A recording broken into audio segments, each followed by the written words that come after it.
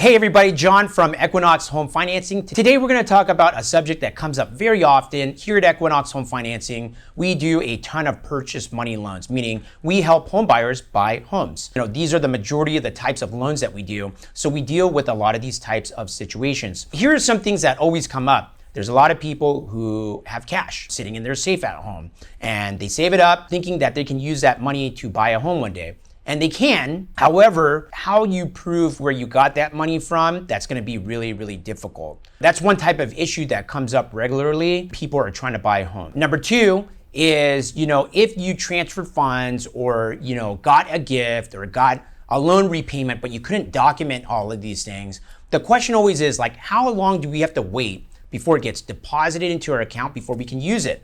And the answer to that question is 2 billing cycles. So let's say we're in January, and you deposit $50,000 in cash. You can't back up or have a bill of sale or proof where that money came from, but you want to use it to buy a home.